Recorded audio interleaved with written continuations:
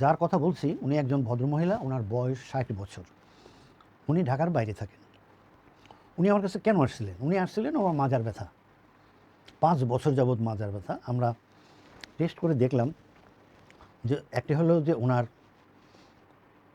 Cup muscle, hamstring muscle tight, এছাড়াও ওনার SI joint বলি আমরা, এই যে এটা, এই দেখেন এসআই জয়েন্ট, এখানে এই এসআই জয়েন্টে ওনার প্রবলেম দুই পাশেই।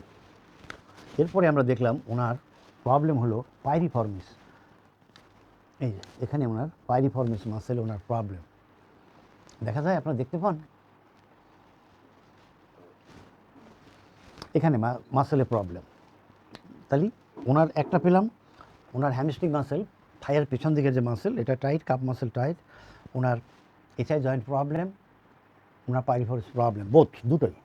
এরপরে যেটা দেখলাম এটা খুবই কষ্টের, সেটা হলো ওনাকে উপুর হতে বললাম, উনি অনেক কষ্টে উপুর হলেন। হওয়ার পর 2 হাত মাজায় রেখে মাথা এবং কাঁধ উঠাতে বললাম, উনি মাথা রেখে কাঁধ উঠাতে পারেন নাই। আমরা ওনার জন্য ফিজিওথেরাপি চিকিৎসা করেছি 2 সপ্তাহ চিকিৎসা করার পরে আমরা দেখলাম যে ওনার এসআই জয়েন্ট এবং পাইরিফর্মিস প্রবলেম যেটা ছিল সেটা অনেকটাই কমে গেছে। কিন্তু উপর হয়ে শুয়ে মাথা ওঠানো অল্প ভালো, বেশি না, এখনও কষ্ট আছে, বাট আমরা আশা করি উনি ভালো হবেন ইনশাআল্লাহ। আমরা ওনার হ্যামস্ট্রিং স্ট্রেচিং করে দিয়েছি, কাপ মাসেল স্ট্রেচিং করে দিয়েছি, এখানে আমরা ওয়াক্স প্যাক থেরাপি ব্যবহার করেছি, আল্ট্রাসাউন্ড ব্যবহার করেছি, এবং আমরা হাত দিয়ে ওনার চিকিৎসা করেছি। আল্লাহ পাক ওনাকে অনেক কষ্টমুক্ত করেছেন।